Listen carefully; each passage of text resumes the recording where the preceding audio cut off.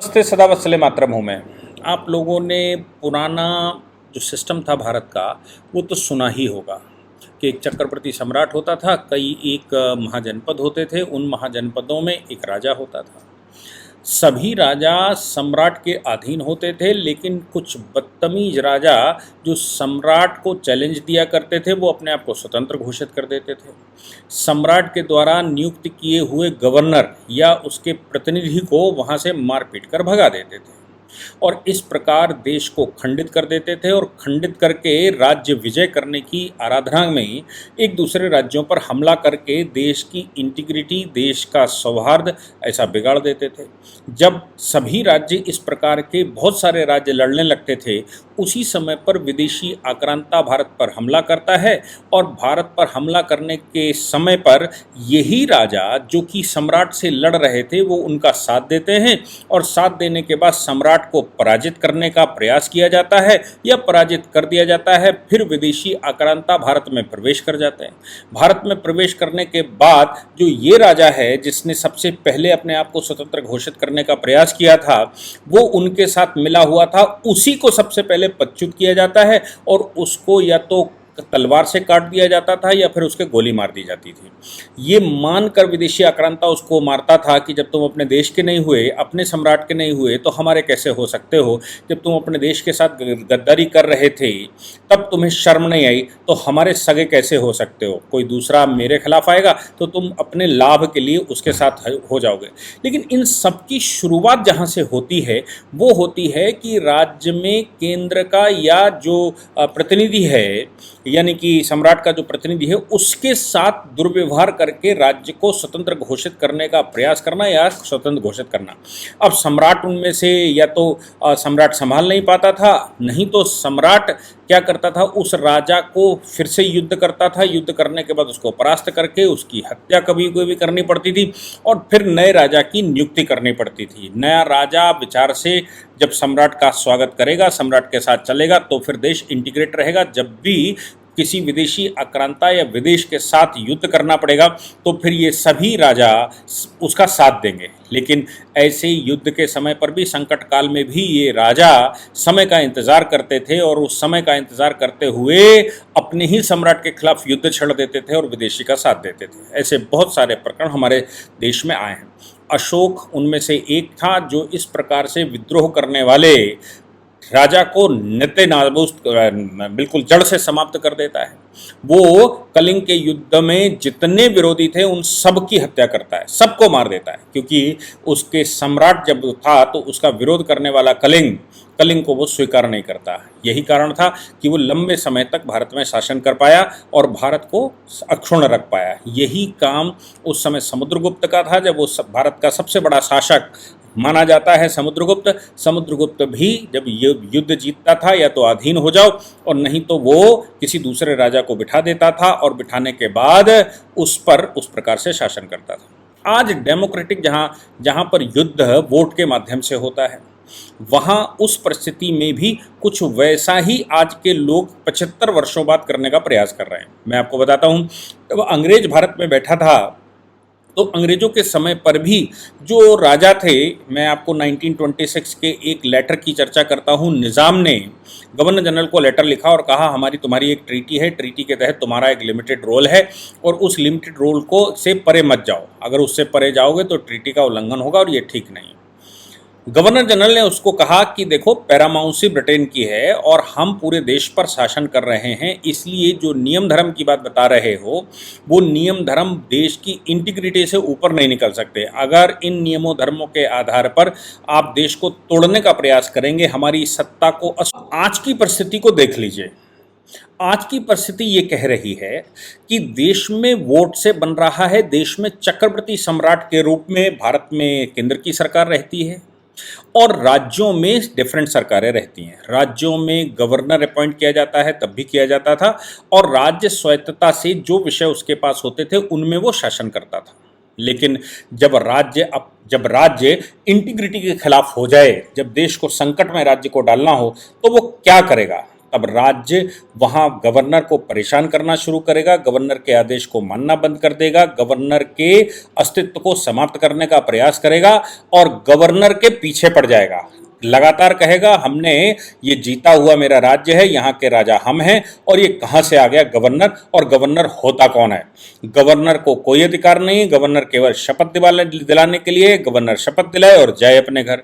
इससे ज़्यादा गवर्नर का इंटरवेंशन नहीं हो सकता। ना वो कॉन्स्टिट्यूशन को मानेगा, ना ही वो रेगुलेशंस को मानेगा और कहेगा कॉन्स्टिट्यूशन मेरे लिए है और मैं कॉन्स्टिट्यूशन को क्यों मानूं। कॉन्स्टिट्यूशन के नाम से भाषणबाजी जरूर करेगा, लेकिन कॉन्स्टिट्यूशन के हिसाब से कब सेशन बुलाना है, कैसे सेशन बुलाना है, यूनिवर्सिटियों का वाइस चांसलर कौन होगा, कौन से बिल गवर्नर पास कर सकता है, कौन से नहीं कर सकता है, गवर्नर की पावर क्या है, गवर्नर क्यों गवर्नर की आवश्यकता है, ये सब कुछ वो चैलेंज करेगा। ऐसा ही दिल्ली के लंपट राजा ने किया और दिल्ली के लंपट राजा ने एलजी को चैलेंज किया। एलजी के हर काम के लिए उसने हाउस बुलाया, क्योंकि हाउस में इसलिए वो इस तरह का भाषण देता है लंपट राजा, क्योंकि हाउस पार्लियामेंट्री प्रिविलेज के तहत प्रोटेक्टेड होता है, लीगल एक्शन हो नहीं सकता। इसलिए वो हाउस के अंदर कहता है कौन होता है भाई, दिल्ली हमारी है, दिल्ली के राजा हम हैं। दिल्ली में ये कहां से एलजी आ गया, क्यों एलजी आ गया, एलजी होता कौन है, कैसे कर सकता है, एलजी मेरी बात क्यों नहीं मानेगा, एलजी की बात हम क्यों माने और एलजी क्यों इंटरवेंशन कर रहा है। इस प्रकार एलजी के द्वारा किए गए किसी भी काम में इंटरवेंशन करेगा। अब उसके लंपट राजा को फॉलो करने वाले दूसरे राज्य, जिनमें पंजाब सामने खड़ा हुआ है, पंजाब के भगवंत मान ने इस विषय पर हाउस बुलाया और हाउस बिना अनुमति के बुलाया गया। हाउस को बुलाने के लिए अनुमति नहीं मांगी गई। अब जब गवर्नर ने उनसे पूछा किस लिए हाउस बुला रहे हो, एजेंडा क्या है, तो उसने कहना शुरू कर दिया एजेंडा तो कुछ है ही नहीं, मैं यहाँ का मुख्यमंत्री हूँ और मैं मुख्यमंत्री रहते हुए मैं कॉल करता हूँ और मैं बुला सकता हूँ। और वहाँ हाउस बुलाकर उसने ये कहा कि गवर्नर लव लेटर लिखते रहते हैं, गवर्नर का काम ये नहीं है। गवर्नर ने मेरा हेलीकॉप्टर ले लिया। आप सोचो, वो कहता है भगवंत मान कह रहे हैं कि गवर्नर ने मेरा हेलीकॉप्टर ले लिया, जैसे उनके पिताजी बनवा कर दे गए हों। गवर्नर तो राज्य का हेड होता है। गवर्नर ने बॉर्डर एरिया की विजिट करने के लिए चीफ सेक्रेटरी और जो दूसरे सेक्रेटरी थे उनके साथ लाइफ टाइम में गवर्नर जब बैठे हैं, ये नए गवर्नर, तो इन्होंने लाइफ टाइम में जब से ये आए हैं 3 या 4 बार हेलीकॉप्टर का इस्तेमाल करते हुए बॉर्डर एरिया पर विजिट की है। आप सोचो कि बॉर्डर एरिया पर विजिट करने के लिए भगवंत मान ने ये कह दिया कि हम हेलीकॉप्टर नहीं देते या हेलीकॉप्टर हमारा इस्तेमाल कर लिया, हमारे हेलीकॉप्टर को आप कैसे इस्तेमाल कर सकते हैं, आप कैसे ले जा सकते हैं। गवर्नर को ऐसा बोल दिया। हर एक राज्य के काम के लिए ये व्यवस्था है कि राज्य की जिम्मेवारी बनती है कि वो गवर्नर को सूचित करे कि आखिर राज्य में वो क्या करना चाहता है, पॉलिसी वर्क से लेकर हाउस के सेशन बुलाने तक, और कोई भी बड़ा निर्णय जो भी उसको करना है उस निर्णय के लिए उसको गवर्नर को इन्फॉर्म करना है। ये हमारे संविधान की व्यवस्था है। यही केंद्र में भी है। प्रधानमंत्री की जिम्मेवारी बनती है कि वो प्रेसिडेंट को हर एक काम के लिए इन्फॉर्म करे जो भी वो कर रहा है। आपने देखा होगा कि केंद्र में भले ही प्रेसिडेंट का चुनाव मोदी जी की कैबिनेट ने किया हो, लेकिन अभी मोदी जी जब विदेश जाते हैं तो उससे पहले प्रेसिडेंट से मिलते हैं, वहां से लौट कर आते हैं तो प्रेसिडेंट से मिलते हैं। कोई बड़ा विशेष काम करते हैं तो प्रेसिडेंट से एक बार भेंट करने स्वयं जाते हैं। यही हाल आपको याद होगा कि एपीजे अब्दुल कलाम साहब जब साइंटिस्ट हुआ करते थे तो वाजपेयी जी के पीछे पीछे चला करते थे, लेकिन जिस दिन उनको प्रेसिडेंट बनाया गया उस दिन से वाजपेयी जी उनके पीछे चलते थे। क्यों? क्योंकि ऐसी व्यवस्था है। बनाया भले ही वाजपेयी कैबिनेट ने हो, लेकिन व्यवस्था तो यही है कि प्रेसिडेंट एक डेजिग्नेशन है, उस डेजिग्नेशन का सम्मान करना हम सबका दायित्व बनता है। और यहाँ तक कि गुजरात दंगों के दौरान एपीजे अब्दुल कलाम अपनी मर्जी से गुजरात दौरे पर चले गए थे, लेकिन केंद्र ने उनको सिर्फ इतना कहा था कि आप हमको सूचित करके तो कम से कम जाइए ताकि हम आपकी वहाँ सिक्योरिटी की व्यवस्था कर सकें। इसके अतिरिक्त चूंकि प्रेसिडेंट थे इसलिए प्रेसिडेंट को के पद को छोटा करना, अगर प्रधानमंत्री अपने प्रेसिडेंट के पद को छोटा करेगा तो फिर संसार में कौन हमारे प्रेसिडेंट को सम्मान करेगा, क्योंकि प्रेसिडेंट के थ्रू ही हम सॉवरेंटी इंजॉय करते हैं। और प्रेसिडेंट के थ्रू सॉवरेंटी इंजॉय करने का मतलब ये है कि प्रेसिडेंट सोल अथॉरिटी देश का होता है, ऐसे गवर्नर प्रदेश का सोल अथॉरिटी होता है। अब गवर्नर को अगर ये कह दिया जाए, राज्य ये कहे कि गवर्नर जो जानना चाहता है वो लव लेटर लिखता रहता है और पूछता है गवर्नर कि भाई क्या चल रहा है, ये विषय कैसे चल रहे हैं, इस पर निर्णय कैसे हो रहा है, कैबिनेट ऐसा कैसे कर रही है, या कुछ भी, तो भगवंत मान हाउस में खड़े होकर ये कहते हैं कि गवर्नर लव लेटर लिखते रहते हैं, मैं उनके लव लेटरों का जवाब क्यों दूं, उनको शपथ दिलवानी थी, केवल इतना ही उनका फंक्शन था कि वो शपथ दिलवाएं और शपथ दिलवाकर अपने राजमहल में बैठें, मेरा हेलीकॉप्टर क्यों इस्तेमाल करेंगे।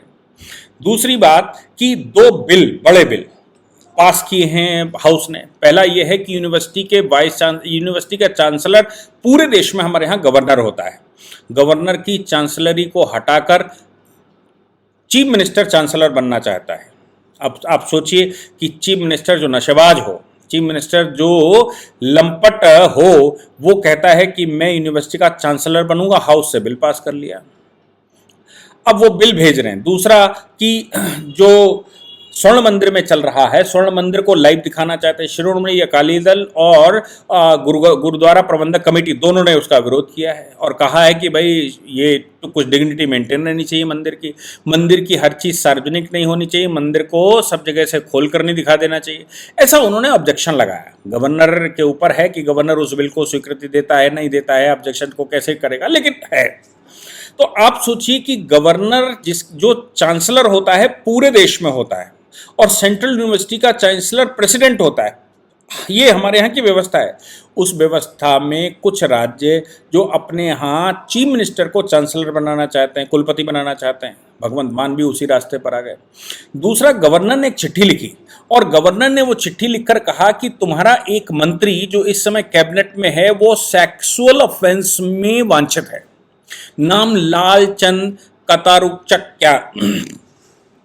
लालचंद इस समय भगवंत मान कैबिनेट का मंत्री है और मंत्री सेक्सुअल मिसकंडक्ट में एक्यूज्ड है।